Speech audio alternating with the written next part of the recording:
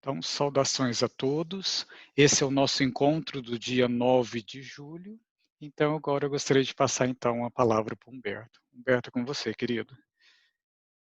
Olá, saudações a todos. Mais uma vez estamos aqui para tentar buscar essa essência filosófica, esses fundamentos inteligíveis, digamos assim, da doutrina espírita, na medida que a doutrina espírita é também um ensinamento ou é um conjunto de valores e de princípios que a gente identifica como sendo uma filosofia, no sentido amplo da palavra, né? Num sentido não tão tecnicista, não tão acadêmico, mas também não tão frouxo. Nos últimos encontros, algumas das questões que a gente aborda aqui nesse grupo têm suscitado dúvidas quanto a uma possível postura ou posição diante de problemas que pipocam na prática do espiritismo. A gente reconhece que a prática do espiritismo ela é uma prática essencialmente religiosa, particularmente da forma como o espiritismo é vivido no Brasil e na medida em que ele é exportado para todo mundo num certo formato, mantém-se essa prática religiosa e as pessoas não enxergam imediatamente qual pode ser a relação entre essa prática, que é uma prática fundamentalmente religiosa, às vezes não tão distinta de outras práticas religiosas, ou de igrejas cristãs, ou de outras práticas espiritualistas, animistas, e aquele conjunto de princípios, digamos assim, que para alguns soa como uma teoria pura, que está lá em Kardec, em livros um pouco difíceis, um pouco inacessíveis, que para muitos também não falam aos nossos tempos, ou estão em certo descompasso com as realidades vividas, né, nos novos tempos. Então, todas essas questões vão gerar um certo incômodo por parte de algumas pessoas, inclusive pessoas outras que ficaram sabendo da live, vem, comenta alguma coisa, né, traz alguma contribuição, alguma observação. Então, a primeira coisa que eu gostaria de falar é que não é a nossa proposta, em momento nenhum que está em jogo aqui, nossa proposta não existe, eu não tenho nenhuma proposta, e se tivesse seria irrelevante, né? A gente está fazendo um estudo da proposta espírita, na medida em que ela é principalmente possível de ser analisada através das obras básicas de Allan Kardec. Não significa também que seja um tipo de fundamentalismo kardecista ou kardeciano, que tem se tornado um pouco mais popular ultimamente, em variados graus, alguns extremos, outros sutis, mas ainda assim um pouco problemáticos, que ignoram todas as outras contribuições de todos os outros autores como sendo não suficientemente rigorosas, né? Isso também não é a nossa proposta. Então, quando a gente aponta para Kardec, a gente aponta para Kardec não por uma questão idólatra, por uma questão de um culto à personalidade, ou por uma questão de preciosismo ou de fundamentalismo, que pressupõe que somente em Kardec nós temos o espiritismo puro, né? Isso contraria tudo que Kardec está dizendo o tempo todo.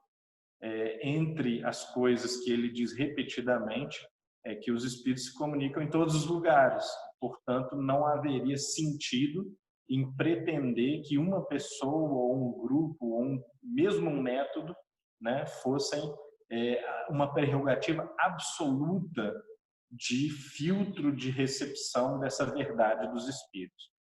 Segundo ponto muito importante, tão importante quanto esse, que é o da universalidade da mediunidade, é que em muitos e muitos princípios centrais do espiritismo nós vamos observar que a revelação dos espíritos ela nem é relevante.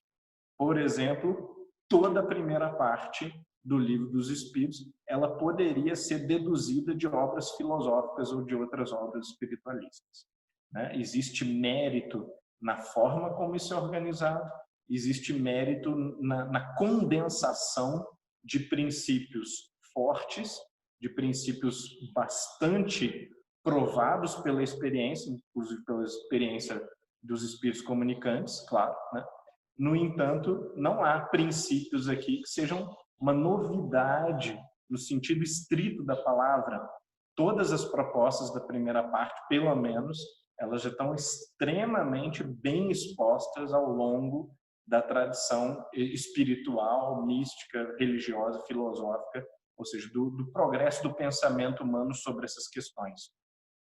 Então, se não há nenhuma grande novidade, nós temos também que diminuir certas pretensões, são pretensões místicas e fundamentalistas, de um repositório de verdades absolutas e inquestionáveis.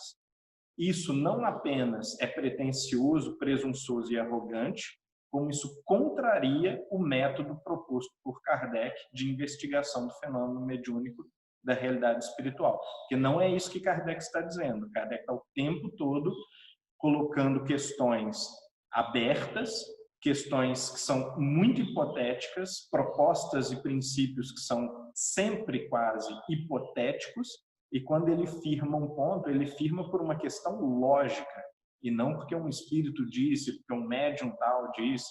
Então, nós praticamos, na contramão de Kardec, um método alternativo ao dele, quando nós pretendemos que um médium ou uma comunicação específica, ou um ditado específico de um espírito específico, fecha alguma questão filosófica, por exemplo, ou uma questão que deveria ser científica, e estabelece uma verdade absoluta, né? Isso está em total contradição com a proposta. E, não obstante, é o que nós fazemos o tempo todo. Então, essa crítica que nós estamos dirigindo não é uma crítica ao movimento, não é crítica a uma pessoa, não é uma crítica a uma prática, não é o grupo dos religiosos, não é o grupo dos que levam a sério o Chico, Divaldo, ou Emmanuel, seja lá quem for, né, espírito ou encarnado. É uma crítica à prática espírita e à compreensão do espiritismo, tá? Então, nós que valorizamos todos os contribuintes do movimento da doutrina espírita, nós não podemos confundir o que é a proposta com o que é uma contribuição pontual, isolada, individual de uma pessoa, tá? Então, quando essa contribuição ela é logicamente perfeita, nós vamos reconhecer que ela é verdadeira, ou que ela tem, digamos assim, um grau de força, pelo menos, persuasiva, porque ela é logicamente perfeita, e não porque ela é de Emmanuel, ou porque ela é de Joana de Ângeles, ou porque ela é de André Luiz, ou porque ela é de Ivone do Amaral Pereira, etc, etc, etc. Então, a gente precisa começar a inverter os papéis daquilo que para nós, na nossa mentalidade, são a causa e o efeito dos méritos. Uma coisa não é verdadeira porque Kardec disse ou porque Chico Xavier disse. Pelo contrário, ela é verdadeira porque ela está certa, porque ela é verdadeira, porque ela é logicamente consistente, porque ela é harmônica com os fatos apresentados, com as evidências apresentadas, e, portanto, ao apresentar um grande número de teses verdadeiras, nós respeitamos Kardec, Gabriel Delany, Leon Denis, Chico Xavier, etc. E tal, né? É porque a pessoa nos oferece frutos bons que nós julgamos a árvore boa. Então, nós não recebemos o fruto e dizemos assim, se isso é de Chico Xavier, ou se isso é de Kardec, ou se isso é do Espírito da Verdade, automaticamente é bom. Isso seria julgar o fruto por um status da árvore, ou pela reputação da árvore. O que nós fazemos é o oposto. Nós julgamos o fruto pela qualidade do fruto, pelos nutrientes do fruto, pelo caráter de verdade do fruto. Nós somos gratos à figura de Kardec, de Leon Denis, de Chico Xavier, porque eles nos trouxeram bons frutos, né? Então, esse é o primeiro passo fundamental para nós entrarmos, né, na posse da metodologia proposta pela doutrina espírita, que está um pouco na contramão da mentalidade religiosa mais comum, que é a de idolatrar as figuras, e a partir da idolatria, a partir de um culto irracional a personalidade, assume-se como verdade garantida, absoluta ou inquestionável tudo aquilo que está no Livro dos Espíritos, ou tudo aquilo que está na obra de Chico Xavier e assim por diante. Isso não é só precário, não é só errado, é irracional. Tá? Nós não podemos fazer isso com pessoa nenhuma. Na medida que nós fizermos isso com qualquer autor espírita, nós estamos conspurcando, né, a força racional da doutrina. E isso é tão mais verdade quando nós observamos aqui nos primeiros capítulos do Livro dos Espíritos que há uma dose saudável de ceticismo do começo ao fim. Espíritos e Kardec, em conjunto, eles não elaboram questões que dão fechamento definitivo e absoluto para nada, mas eles deixam a gente jogar e até sofrer com a nossa ignorância sobre a questão. Então, nós não sabemos o que é Deus, né? Eu falo isso com muita segurança sempre, porque eu, profissionalmente, eu trabalhei no mestrado, no doutorado, com o conceito de Deus. Então, gastei 7 anos fazendo análise do conceito de Deus na filosofia, na teologia, em um certo número de autores muito complicados, alguns místicos, outros bastante racionalistas. Eu posso dizer com a maior tranquilidade, esse tipo de pesquisa não leva a praticamente nada. Né? É um pouco chocante dizer isso, mas em filosofia é extremamente normal, porque se você espera ter respostas definitivas, ter verdades na sua mão após um estudo, após uma investigação, você está no caminho errado, você está na praia errada. Essa não é a sua, esse não é o seu ambiente, né? Você deveria estar fazendo ciência, por exemplo, deveria estar fazendo uma investigação de fenômenos que são palpáveis, que são apreciáveis pelos 5 sentidos. Em filosofia, não se chega a respostas definitivas. Geralmente chega-se a mais perguntas, a dúvida permanece, as incertezas, justamente porque a filosofia trata de questões limite da possibilidade de conhecimento, elas são permanentes. E você tem que lidar com isso, você tem que lidar com o fato de que nós não chegamos muito longe fazendo filosofia. Nós nos fortalecemos nesse exercício de buscar uma raiz que a gente efetivamente nunca alcança, mas a par desse fortalecimento do espírito, desse fortalecimento da argumentação, de um fortalecimento do raciocínio, nós não ganhamos nada, nós não ganhamos acesso privilegiado à verdade. E na primeira parte do Livro dos Espíritos é exatamente isso que nos é oferecido. Nós não chegamos no conceito de Deus. O conceito de Deus não é oferecido. Então, nós fizemos a exploração mais fundamental, aquela sobre o qual está estruturado todo o edifício da doutrina espírita, e não chegamos a verdades prontas, fechadas, absolutas.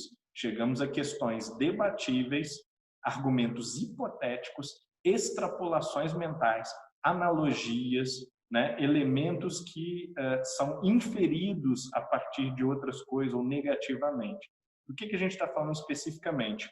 Dos atributos de Deus, por exemplo, da existência de Deus, da prova da existência de Deus.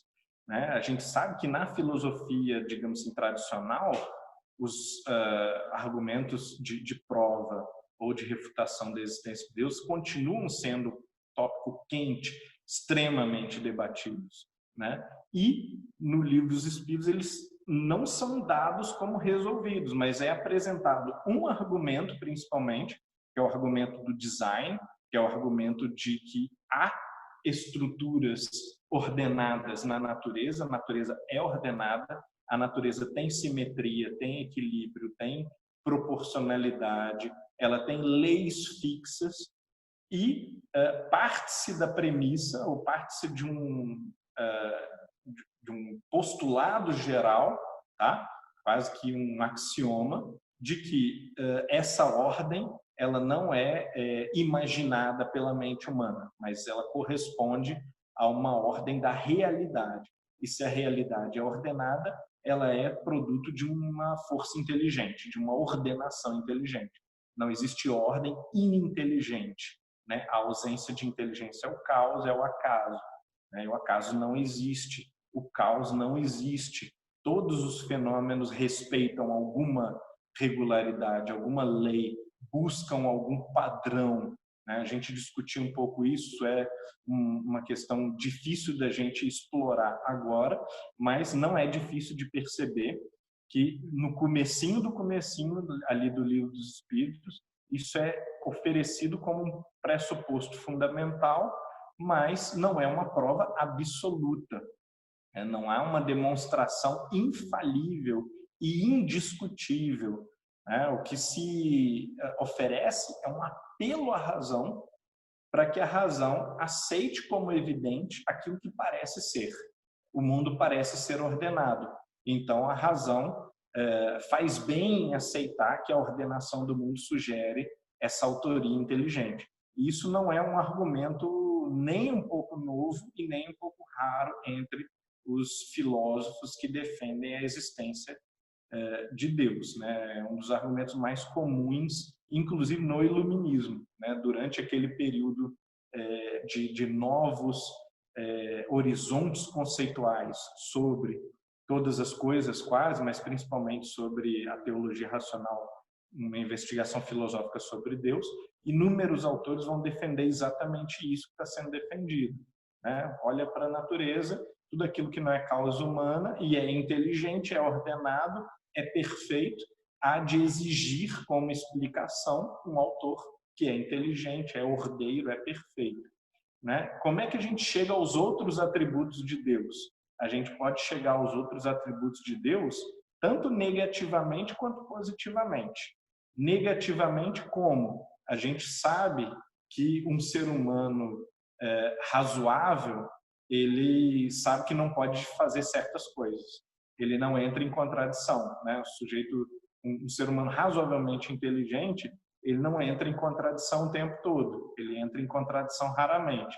Então, o que você espera de Deus? Que ele não tenha essa característica, que é uma característica de seres humanos os mais falhos, que é ter problemas de raciocínio, cair em contradição o tempo todo.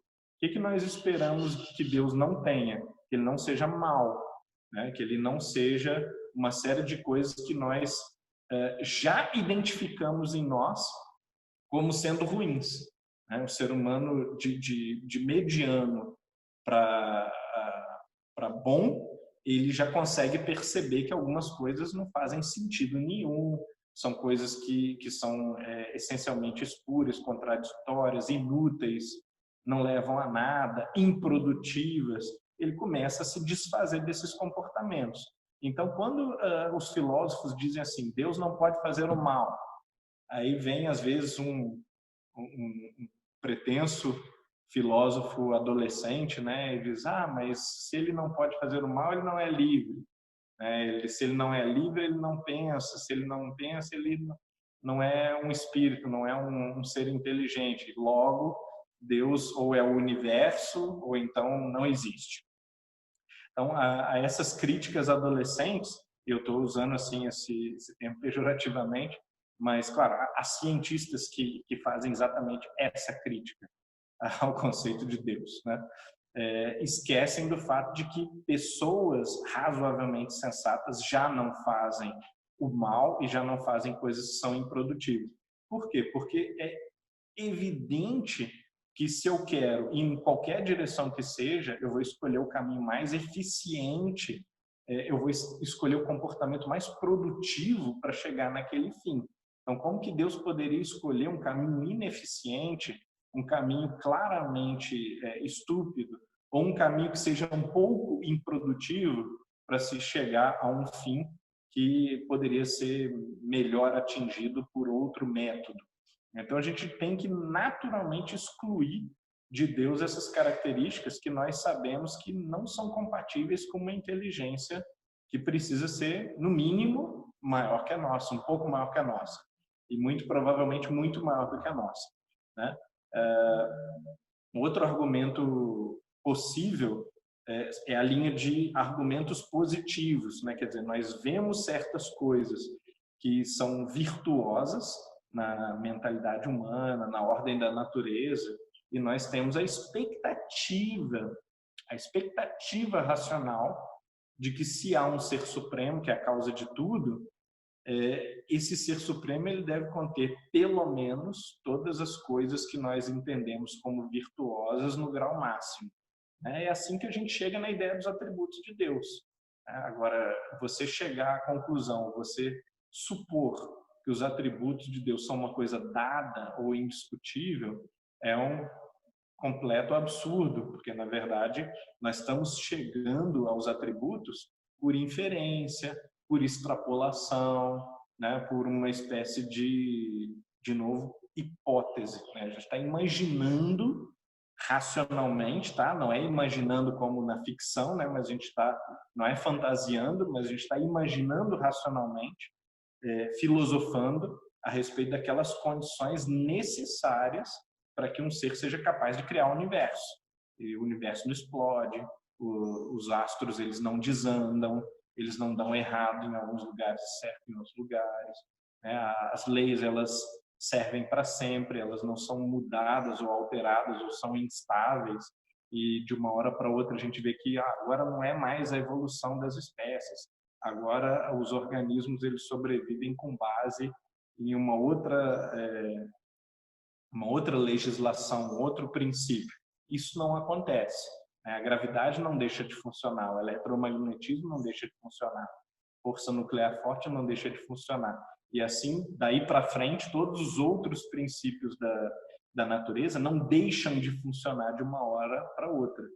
Então, se a natureza não é um pouco, ela é sumamente lógica, ela é sumamente ordenada, e uma das características da sua ordenação, das suas leis, é que essas leis são eternas, são estáveis, são permanentes. O que é que se espera desse autor da natureza, do autor dessas leis? Que seja algo eterno, permanente, estável, imutável. Então, nós vamos chegando através de exclusão do absurdo, através de algumas extrapolações, de algumas características, a essas noções que a gente poderia chamar dos atributos de Deus. Né? Isso só para a gente considerar o quão estritamente filosófica é essa parte. Né? Então, nós temos aqui um ceticismo saudável, nós não sabemos, o Kardec supõe que nós não sabemos, os espíritos confirmam que nós não sabemos, nós não vamos saber amanhã, semana que vem ou daqui a 1000 anos, porque na condição em que nós estamos no planeta Terra, nós não temos sequer as faculdades para compreender o que seria Deus. Então, dentro das nossas mínimas possibilidades, o que a gente pode fazer? A gente pode, por inferência, por hipótese, por exclusão dos absurdos, exclusão das contradições, exclusão das ilogicidades e extrapolação daquilo que nós conhecemos como sendo racional, virtuoso e consistente, de bom senso, nós chegamos numa imagem de Deus. Nós não temos, né, nada quase sobre a essência de Deus. Esse é um dos motivos, ou uma das razões principais pelo qual é muito fácil descrer em Deus. É possível que o sujeito ache que esse caminho todo ele é muito longo, é um caminho muito árduo e oferece muito pouco para que seja suficiente para mudar o meu comportamento ou para eu ter convicção e certeza de que alguma coisa maior rege a minha vida. E é por essa razão, por justamente as provas da existência de Deus, elas não serem absolutas, não serem peremptórias, é que há espaço suficiente para o sujeito ser ateu. Há espaço suficiente para o sujeito descrer da existência de Deus. Aí um outro conjunto de pessoas vai virar e vai dizer, bom, tem um outro argumento, que é o argumento do sentimento inato. Esse argumento também aparece aqui. Existe um sentimento inato, né, que não parece ser cultural. Ele está bem distribuído em todos os povos. Nos povos primitivos ele é mais forte. Nos povos altamente educados é que surge o ateísmo e o materialismo. Então é absurdo supor que o ateísmo ou o materialismo são estados de natureza e a religião é um produto artificial da cultura. E se fosse assim, nós deveríamos ver o homem das cavernas como ateu materialista e o homem civilizado como religioso, né? Só na civilização, em algumas civilizações específicas, aqui e ali no globo terrestre, o ser humano produziu religião. Que a gente vê o oposto. Religião é extremamente universal. A religiosidade ou a espiritualidade é quase totalmente universal. Se a gente fizer esses estudos do censo, a gente vai notar que o ateísmo atinge mais ou menos uns 7, 8 a 10% no máximo da população da Terra, mas a crença na ausência de uma coisa que não é matéria, ou seja, uma espiritualidade, ela é muito menor do que a crença no ateísmo. Se a gente fizer o estudo específico na China, por exemplo, a gente vai ver que os índices de ateísmo são grandes, né? São os maiores do mundo, porque, inclusive, a educação e o Estado, eles reforçam as crenças ateístas, é compulsória, a crença ateísta é compulsória na China, né? Como em outros países comunistas, e, não obstante, mais de 80% da população acredita em reencarnação, acredita na sorte, acredita que o destino das pessoas são regidos por forças celestiais, né? Independentemente de serem ou de confessarem ser ateus ou materialistas, né? Então a gente vai observar que uma espiritualidade de fundo mais genérica, mais animista, mais básica, né? Que não chega a uma elaboração teísta ou do conceito de Deus, ela é ainda mais comum, mais chão, né? Mais basilar do que as crenças religiosas, por assim dizer, propriamente ditas, as crenças no conceito de Deus, ou a concepção do conceito de Deus. Um outro ponto muito importante em favor dessa ideia da universalidade da religião é que a religião ela parece progredir com a racionalidade, né? Quer dizer, ela no começo ela é totalmente universal, nos povos primitivos, na época das cavernas, ela é uma reação quase instintiva à morte, às forças da natureza, ao fato de que às vezes nossos planos são frustrados por uma tempestade. Então aquele homem primitivo ele enxerga na tempestade uma entidade, enxerga no mar outra entidade, enxerga na montanha outra entidade e enxerga nos animais ou na floresta uma outra entidade. Então você vai ter como consequência o politeísmo, ou seja, a crença em múltiplos deuses ou em múltiplas entidades ou em múltiplos espíritos dominantes da natureza, espíritos reguladores da natureza que habitam esses diferentes ambientes. No entanto, na medida em que o ser humano vai progredindo desse instinto religioso natural, que é o instinto de que há um sagrado, há um infinito maior do que eu, há uma força, né, que me envolve, né, e ele vai fazendo análise lógica daquilo que pode, daquilo que não pode ser, vão surgindo os conceitos teístas, os conceitos de Deus único, o monoteísmo, né? Contrariamente ao politeísmo, a crença de que deve haver uma força maior que regula as outras forças. Não necessariamente vai se imaginar que só há um Deus.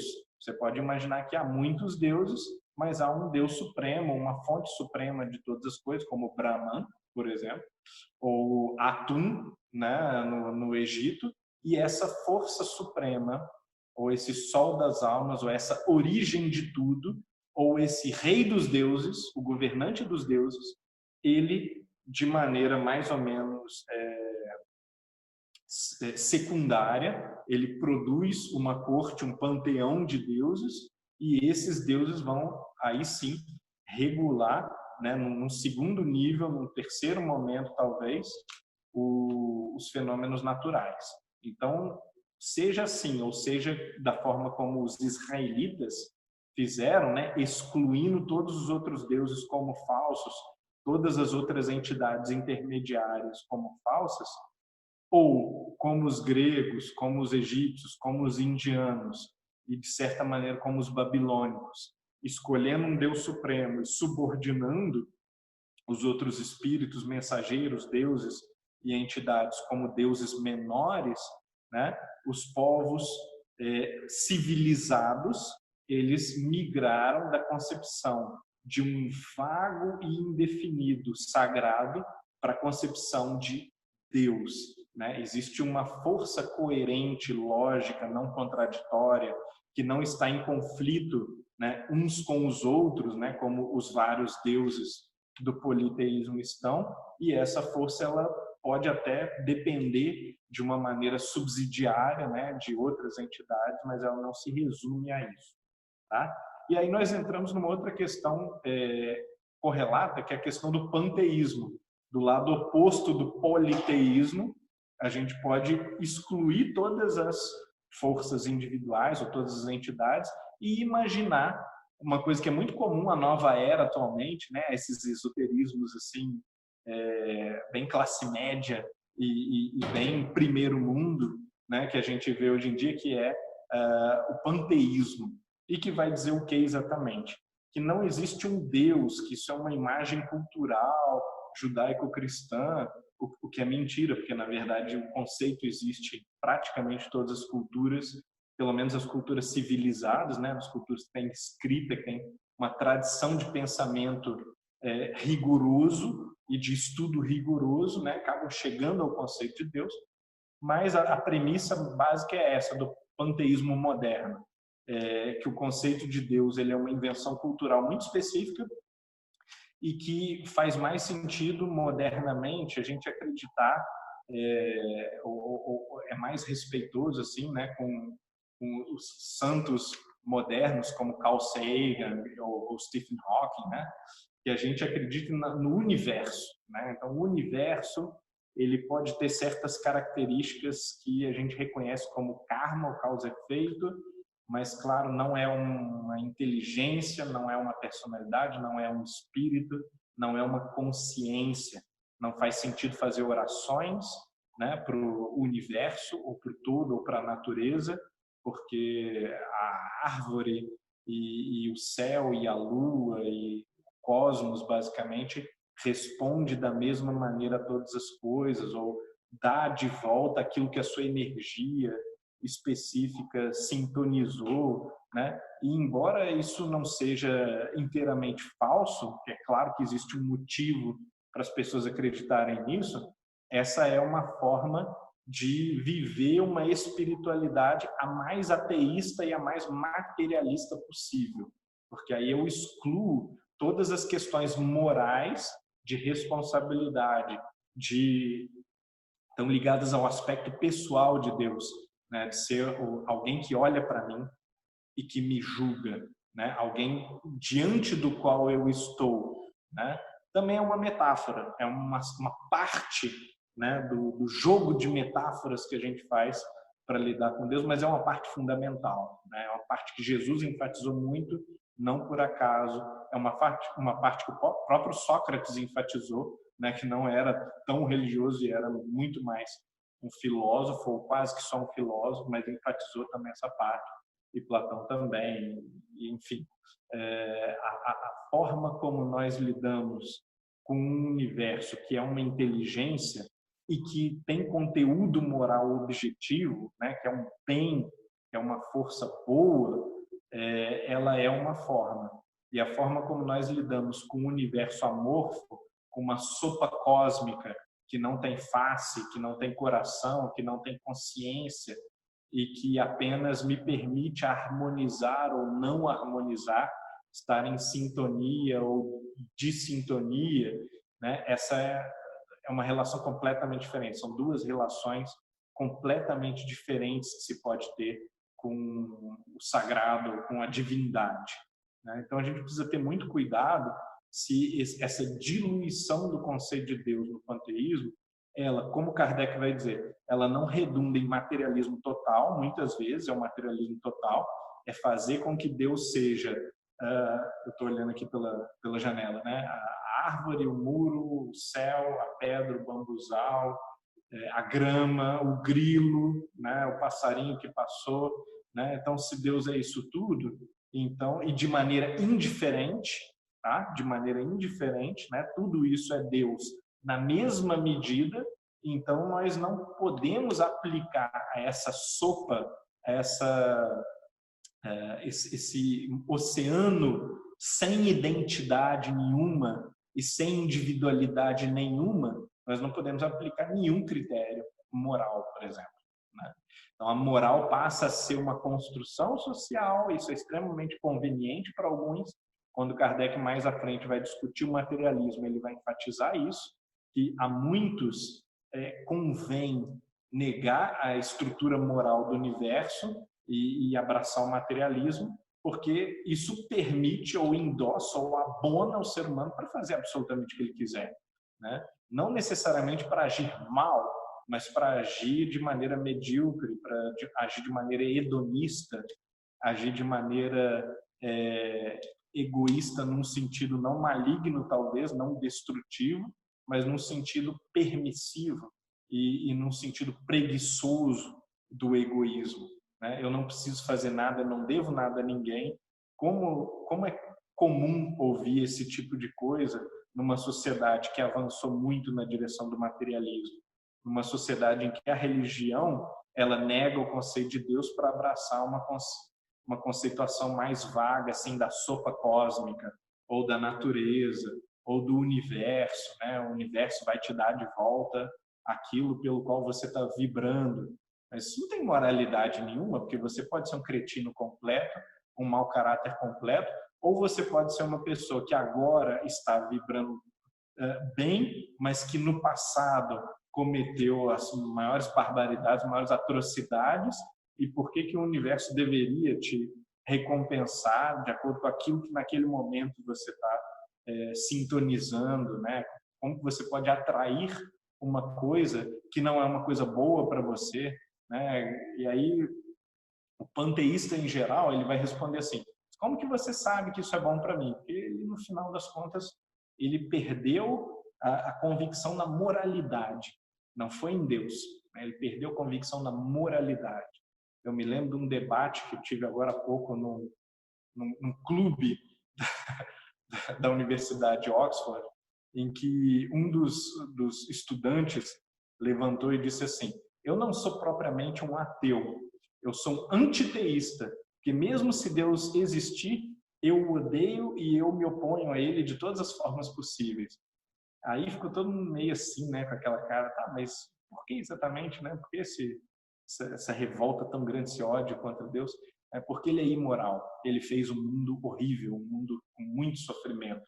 Portanto, eu sou contra ele, eu me oponho a ele, né? E isso é exatamente o que o materialista consciente e honesto sente, né? Um materialista que filosofa, como Nietzsche, por exemplo, materialista filósofo, ele no fundo admite que existe uma contrariedade, não é só uma indiferença, não é só uma negação porque Deus não existe, mas é uma oposição à religião. É uma oposição muito explícita ao cristianismo, especificamente, no caso do Ocidente, no Japão, ao budismo, seja lá o que for que se apresente como proposta religiosa espiritual daquela sociedade. Mas raramente é matéria da indiferença, raramente é apenas um afrouxamento da fé. E muitas vezes o ateísmo militante ou o ateísmo convicto, ele tem um pouco esse tom assim da rebeldia edipiana, né? O Freud ajuda bem a gente a entender isso, uma rebeldia edipiana contra o pai cristianismo, o pai Deus, o pai judaico-cristão, ou às vezes o pai físico mesmo, o pai literal, como o pai de Nietzsche, por exemplo, que era pastor, né? Então essas coisas ajudam a gente a entender como é que a pessoa ela passa da indiferença, que é o caso dos hedonistas, é o caso da pessoa que tem preguiça moral e não quer ser regulada, para um ódio e tipo de ateísmo militante, um anticristianismo militante, que é extremamente comum nos dias de hoje, né? Principalmente dentro das universidades. A gente acha poucas pessoas indiferentes religiosamente falando. A gente acha ou pessoas que detestam a religião, ou pessoas que detestam o cristianismo, ou as igrejas, que a pessoa acaba identificando como o cristianismo. Eu fiz essa enorme digressão, mas eu acho que foi necessária, eu acho que foi importante para a gente entender o que está em jogo nesse trecho. Então, quando a gente entrar mais especificamente na questão do panteísmo, a gente vai observar exatamente isso, né? A gente pode voltar um pouco a ela na semana que vem e já passar para os elementos gerais do universo. Eu vou pedir para que vocês leiam também o trecho O Porvir e o Nada do Céu e Inferno, que lá no Céu e Inferno, isso que é dito aqui, ele Kardec esmiuça melhor e apresenta toda a dimensão da crítica dele ao panteísmo nesse trecho. E aqui nas questões, nas três questões do Livro dos Espíritos são dedicadas a isso, nós não temos tempo suficiente para esgotar o problema do panteísmo. Então vamos abrir para as perguntas e vamos deixar para entrar no objeto propriamente do panteísmo no próximo encontro. Obrigado, Humberto. Pessoal, então, pessoal que quiser fazer pergunta, vai falando aqui comigo no privado. E tem uma pergunta que eu vou ler, que é da Ana Paula. Ela diz o seguinte: pergunta para Humberto, por favor. Parece que alguns materialistas, ateístas ou agnósticos, ditos de mente científica ou racional / lógica, que defendem o acaso, acham que é o medo que leva o ser humano a criar a figura de Deus, tanto em culturas ditas primitivas como nas civilizadas. Assim, eles explicariam essa intuição universal da existência de Deus. Por favor, como responder a isso, se é que devemos responder? Tá. Então, primeiro vamos separar, que tem vários temas. Um tema é as razões para o sujeito acreditar no acaso, acreditar no caos como origem de tudo, né? Essas são especialmente fracas, porque não existe uma metafísica do caos ou uma metafísica do acaso, tá? E muito menos, como alegam alguns, existe um apontamento da ciência nessa direção. Aliás, a grande prova da ignorância filosófica de muitos cientistas e de na verdade, muitos divulgadores de ciência também, mais do que cientistas, é alegar que a ciência sugere o materialismo, ou que a ciência é materialista, ou que a ciência sugere o caos ou o acaso como origem de tudo. Qualquer uma dessas alegações, na verdade, não pode, em hipótese nenhuma, ser uma alegação científica. Elas são 3 alegações filosóficas. E se o sujeito não chegou a essas convicções através de uma investigação filosófica, ele, né, basicamente não fez mais do que declarar um ponto de crença irracional, uma crença não trabalhada, não refletida e não elaborada criteriosamente, rigorosamente, tá? Agora, o segundo ponto anexo, e é um ponto que pode, inclusive, não ter relação com essa questão do acaso ou do materialismo estritamente, é a questão do reducionismo. Quando você pega uma crença humana sobre a qual a gente não sabe quase nada, como, por exemplo, as crenças religiosas, são fenômenos multivalentes, polivalentes, com várias dimensões, com vários tipos de significados. Não existe uma ciência da religião rigorosa, não existe uma psicologia da religião rigorosa, uma neurociência da religião e uma sociologia da religião rigorosa o suficiente para começar a dar conta do fenômeno.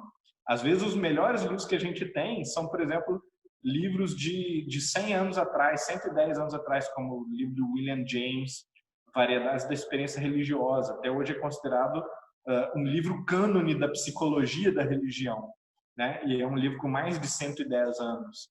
Isso para ver o quão absurdamente pobre é a análise propriamente científica do fenômeno religioso.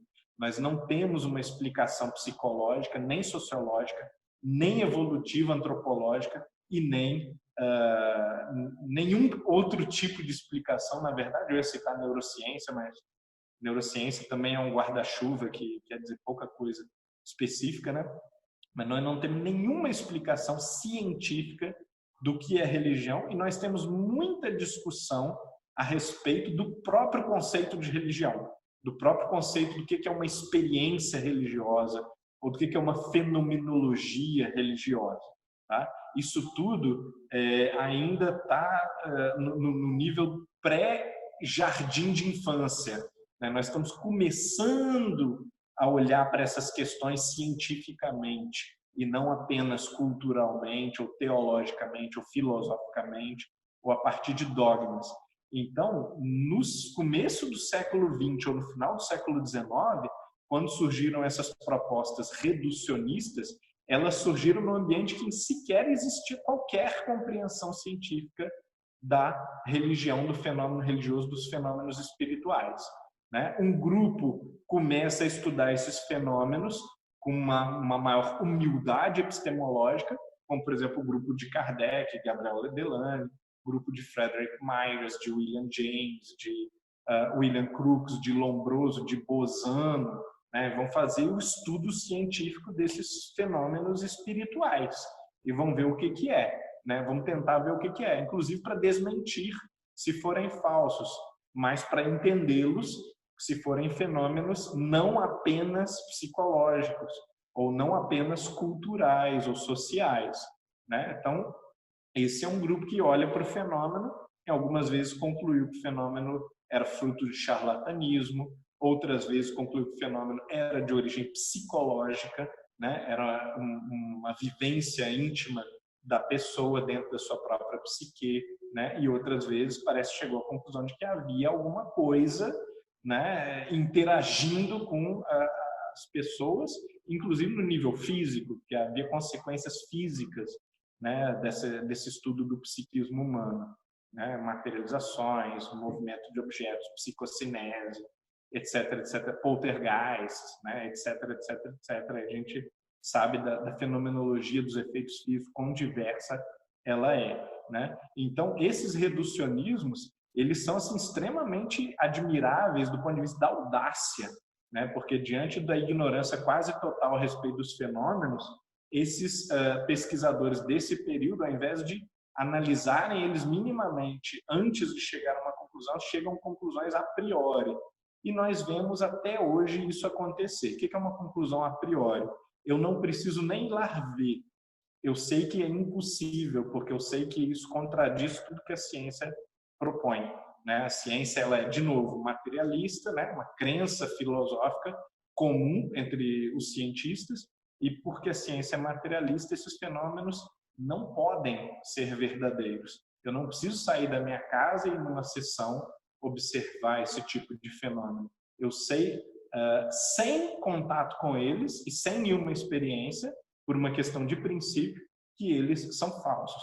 Um dos maiores pesquisadores do mundo, né, de parapsicologia, que é o Edsel Cardenha, ele escreveu um artigo de revisão sobre parapsicologia e o artigo dele recebeu uma crítica muito dura de 2 outros psicólogos que disseram o seguinte: nada disso que é mostrado como evidência pelo Cardenha precisa sequer ser discutido, porque a gente sabe que, de acordo com a visão materialista da ciência, esses fenômenos são impossíveis. Então, eles não precisam ser discutidos e analisados.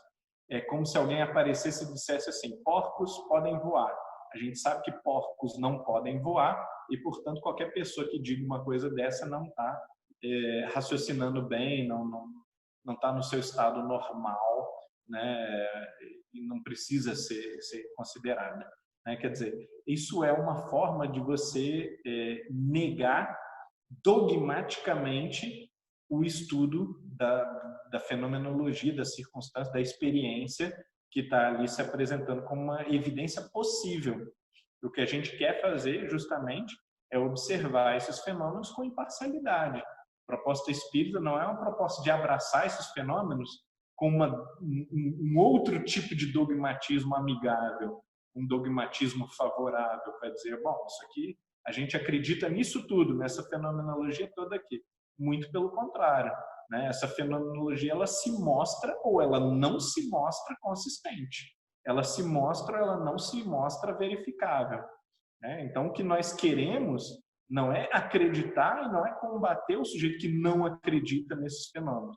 Nós queremos raciocinar friamente sobre o que é um argumento, o que não é um argumento, o que é uma análise dessas evidências e o que não é uma análise boa dessas evidências. Eu acho que é essa a grande questão.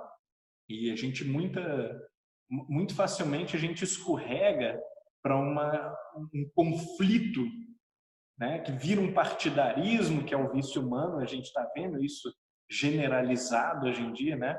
Derruba estátua ou não derruba estátua. Aí tem os pró-estátua e os contra-estátua agora, né? E a gente perde a questão original, a gente perde a motivação que gerou a revolta, que não era no fundo contra a estátua. A estátua é uma consequência, né? E claro, não é todas as estátuas que precisam ser derrubadas. E o sujeito que defende a estátua também, ele não precisa ir armado para lá defender a estátua, porque aquilo, afinal de contas, é uma estátua. Você não precisa agredir pessoas para defender uma estátua. Mas a insanidade, ela se aloja naquele ambiente onde paramos de discutir as questões de princípio para militar de maneira sectária, de maneira partidária, conforme as nossas convicções prévias. Então, se tudo aquilo que a gente acredita que é espiritual, religioso, divino, místico, se tudo isso for provado através de uma pesquisa científica rigorosa que aponta para os fenômenos e mostra como esses fenômenos têm origem psicológica, cultural, né? Aí a gente deveria aceitar que a gente viajou na maionese até agora. Estávamos totalmente equivocados. Isso tem que ser uma hipótese, tem que ser uma possibilidade, aliás, não só uma hipótese de trabalho, isso tem que ser uma possibilidade concreta para o espírito, né? Pode ser que tudo que a gente acredita esteja errado, a gente é uma grande minoria, né? A gente está no grupo da maioria dos seres humanos que acreditam em Deus e na imortalidade da alma, mas a gente está dentro do grupo minoritário que acredita que há argumentos sólidos em favor de uma análise racional e baseada em evidências desses fenômenos espirituais. Então, a gente tem que estar disposto a observar os contra-argumentos e ver até que ponto eles são realmente bons, né?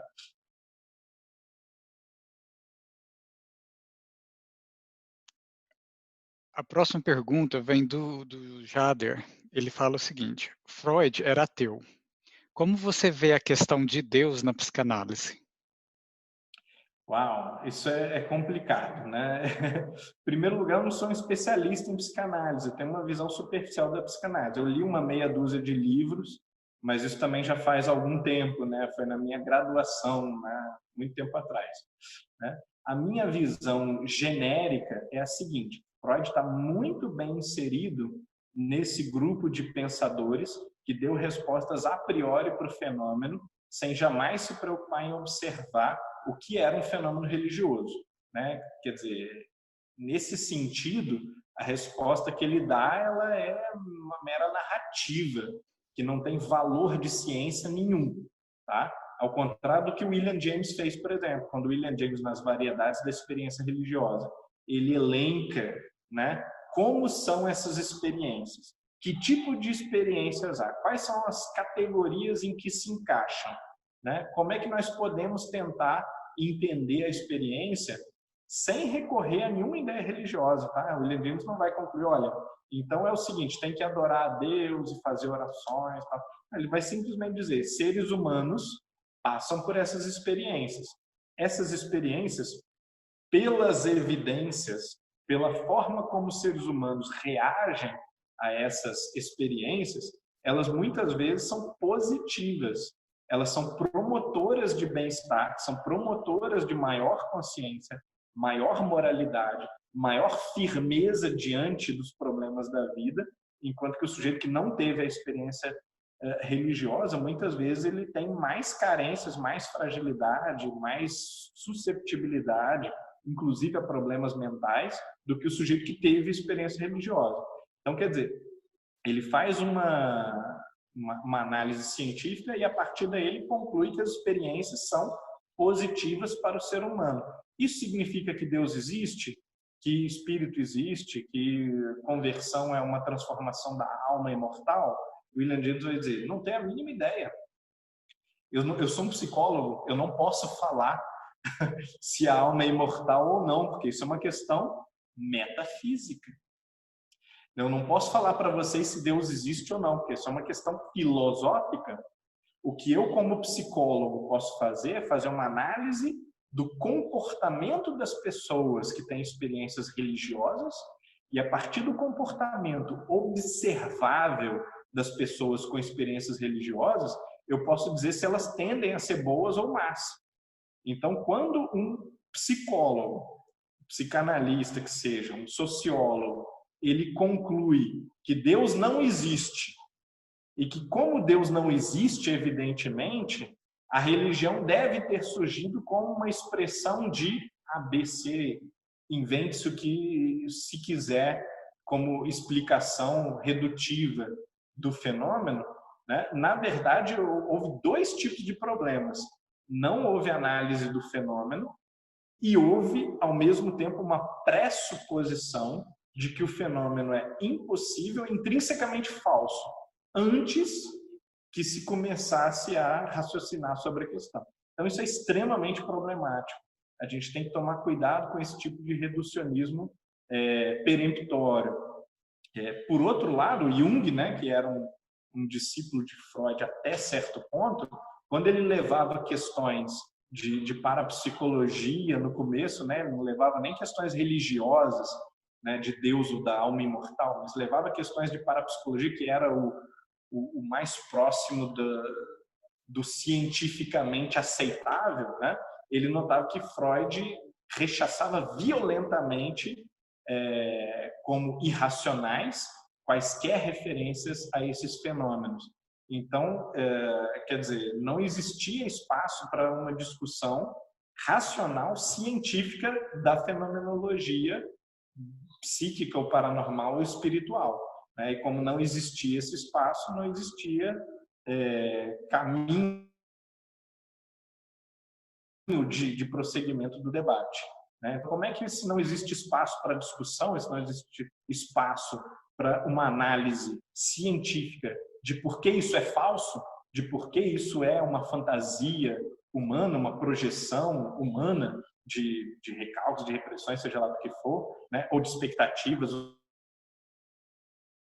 oníricas, né? Delirantes, ideais, né? Do ser humano, né? Se não existe nenhuma tentativa rigorosa de estudo da questão, como que pode existir uma resposta tão completa, consistente e absoluta como as respostas na direção das quais Freud caminha, né? Então, isso é uma questão a gente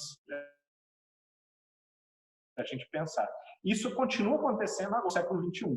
Né? Eu lembro que no livro Mind, uma breve introdução à mente, do John Searle, ele diz o seguinte: temos tantas alternativas para entender a mente. Alternativa tal, alternativa tal, alternativa tal, e tem o idealismo. Mas o idealismo eu não vou nem discutir, né? Porque isso não é uma ideia respeitável. Poxa, mas algumas das maiores inteligências humanas, né, elas estão dentro dessa perspectiva, como Kant e Hegel, né, uma série de outros autores, talvez não tão famosos, mas muito perspicazes, né, Cassirer. Como é que a gente pode dizer que não precisa sequer ser oferecido nenhum argumento contra essa perspectiva? Então, as estratégias redutivistas, elas quase sempre elas incluem um elemento de desonestidade intelectual. Né? O sujeito não enfrenta a questão e a esconjura a priori, sem nenhum tipo de tratamento objetivo dela antes de dar uma resposta. Hoje em dia, em alguns ataques de língua inglesa a esses reducionismos, se usa a expressão explain away, né? Uma forma de explicar, jogando para debaixo do tapete ou para escanteio a questão. né? No fundo, você não está explicando nada a respeito do processo. Está simplesmente dizendo, olha, eu não preciso tratar disso porque isso aqui é de gente idiota, maluca, é porco voando, é coisa de crente, isso aí foi produzido lá na antiguidade, é baseado na Bíblia, que é um documento de pastores de cabras de 2.000 anos atrás, 2.500 anos atrás, enfim. Isso, de certa forma, é uma arrogância também, não é só desonesto, mas é também intelectualmente arrogante, porque você nega o fato de que há pessoas razoáveis, muito competentes e muito inteligentes que defendem aquela posição, né? Então, quando você diz que materialistas ou que religiosos não possuem argumentos, você não precisa nem discutir com eles, né? Você, na verdade, assume uma certa superioridade, né, indiscutível, né? Eu não preciso me rebaixar ao ponto de discutir com vocês. A gente, na verdade, deve discutir com todo mundo. Se aparece um nazista, um terraplanista, a gente tem que parar e falar, bom, por que você está fazendo isso? Né? Se chegar ao ponto de o sujeito não ter argumento e parar a discussão e começar a te agredir, né, é ele que está errado. Né? Mas você não pode, em momento nenhum, olhar para a pessoa e falar assim, bom, você, a princípio, você é só um desqualificado completo, eu não preciso discutir com você. Né? Porque isso reforça o erro. Se a pessoa está errada, você está reforçando o erro dela. Você está mantendo ela na bolha. Né? E por mais que as pessoas queiram estar na bolha, a gente tem que tentar dar esse passo na direção da integração racional da humanidade, que é a integração através do diálogo, a única possibilidade. Ok.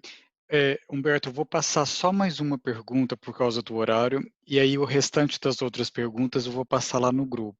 Essa pergunta eu vou passar agora porque ela está relacionada com a que você acabou de responder.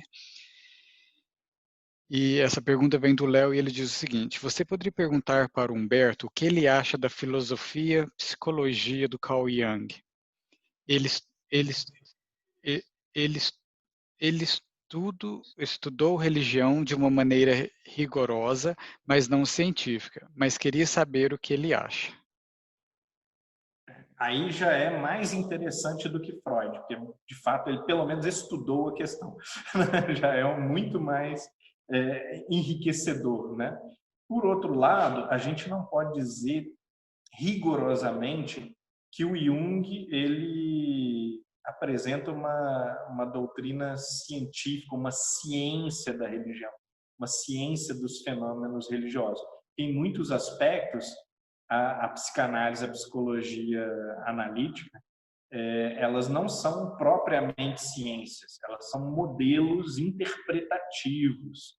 Né? Então, existe também esse complicante, esse elemento complicante, né, dessas teorias.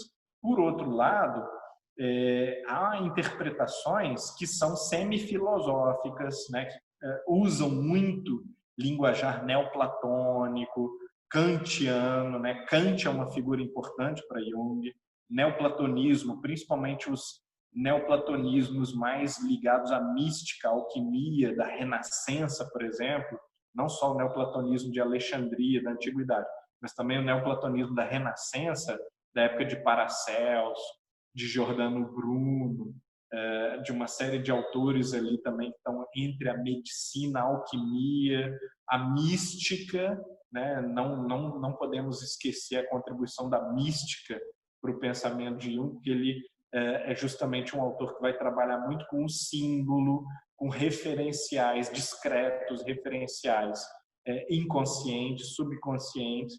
E é claro que todo esse tratamento temático e a forma, o método como ele escolhe fazer esse tratamento, evidenciam também que ele não está querendo fazer uma ciência no sentido rigoroso da palavra, no sentido pelo menos do século XX da palavra. Então não é nenhum demérito, não é nenhum defeito a princípio de Jung, ele não está oferecendo uma ciência no sentido duro, né, no sentido estrito da palavra, sobre essa fenomenologia religiosa espiritual, né?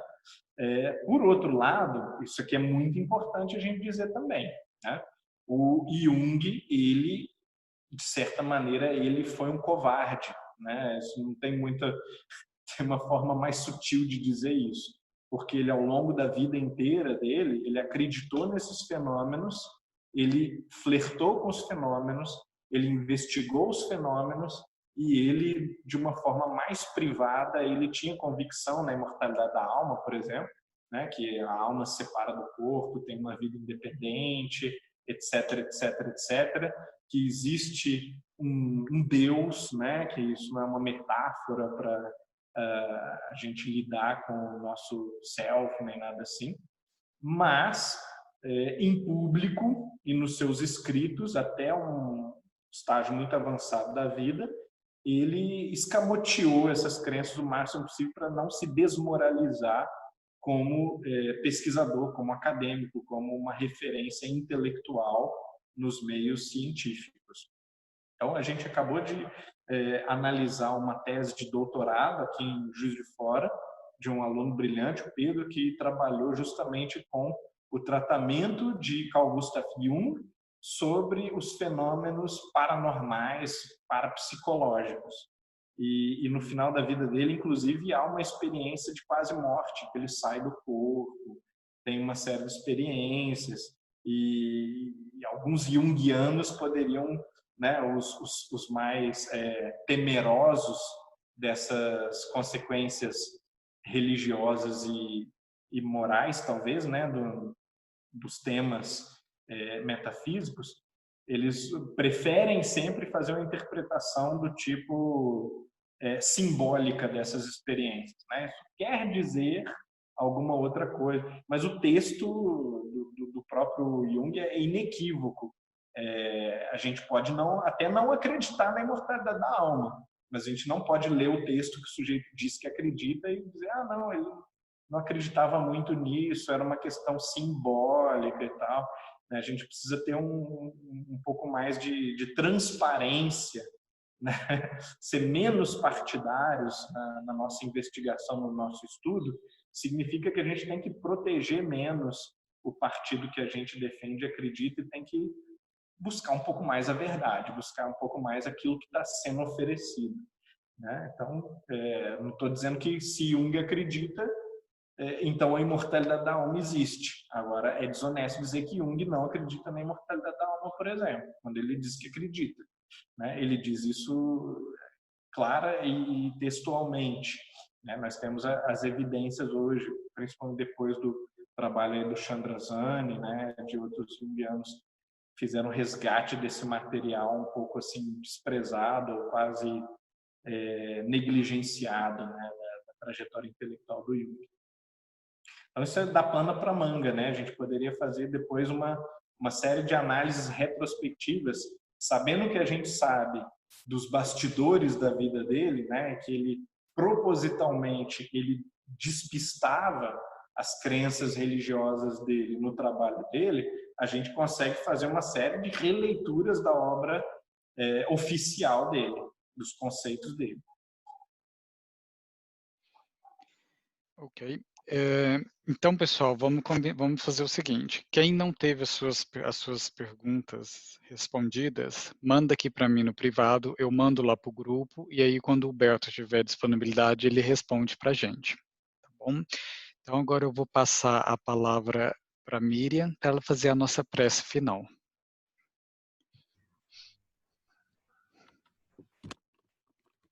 Boa tarde a todos aqui do Brasil, boa noite aos que estão do outro lado do planeta.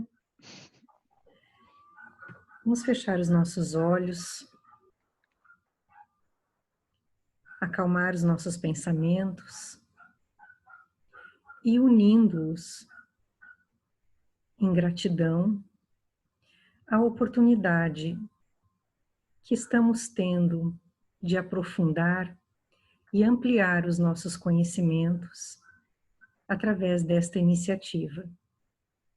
Agradecemos a Humberto pela disponibilidade, ao Fabrício pela organização e a todos que proporcionaram estes momentos, pelos quais estamos procurando nos aprofundar e aumentar os nossos conhecimentos. Neste sentimento de gratidão, elevemos ainda mais os nossos pensamentos para Jesus, para Maria, para que derramem sobre o nosso planeta as suas bênçãos, o seu amor,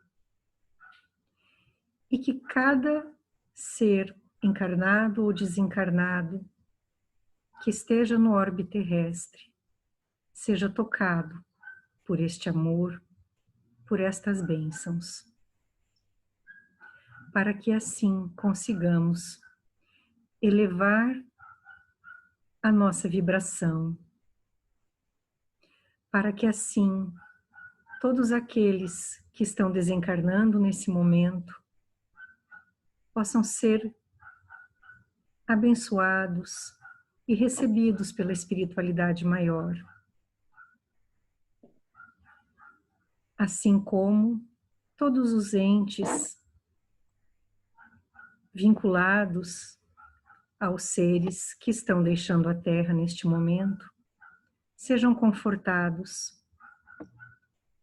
e recebam das mãos de Jesus e de Maria a paz que tanto necessitamos neste momento. Pedimos ainda, Mestre Jesus e Maria Santíssima, que olhe, que auxilie, que ampare todos os governantes dos nossos países, para que possam usar das prerrogativas das suas funções para pensar no melhor para o povo, no melhor para as nações às quais dirigem. Por fim, agradecemos mais uma vez e agora a todas as bênçãos vindas de Jesus e de Maria e a espiritualidade maior que nos ampara, que nos assiste. E pedimos ainda que continuem conosco, nos mantendo firmes, nos mantendo esperançosos de que estes momentos difíceis passarão e que aprenderemos a lição necessária para nossos espíritos. Despedimos-nos de todos e da espiritualidade que também nos acompanha neste momento. Desejamos a todos uma boa semana e que possamos estar aqui novamente na próxima quinta-feira, imbuídos do sentimento de gratidão por poder ampliar os nossos conhecimentos. Fica conosco, Pai, e nos abençoa agora e sempre. Que assim seja.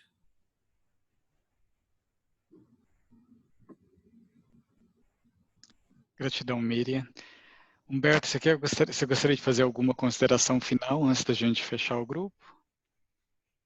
Não, estou satisfeito, né? O pessoal continua levantando muitas questões de bibliografia, né? Eu vou enfatizar assim que qualquer análise de filosofia que o sujeito fizer é proveitosa, né? O que a gente está fazendo é fazer um estudo rigoroso e um estudo que tenta levantar as questões propriamente filosóficas embutidas aqui nas questões e não enfatizando outras dimensões que também são importantes, mas que não são as questões que a gente está enfocando aqui no nosso grupo. Então é só isso que a gente está tentando fazer, né? A gente não quer assim que vire também um grupo de estudo que pressupõe muitas leituras, mas sempre que tiver uma coisa ou outra, eu vou recomendar ali no grupo, tá? Ok. Dever de casa, né, gente? Então tá bom. Gente, boa noite. Ou boa tarde, né, pro Brasil. Já tá noite lá, né? Já tá noite. Acho que já está à noite. Já tá noite. E até a quinta-feira que vem. Um abraço para vocês. Tchau, Humberto. Obrigado. Tchau, tchau.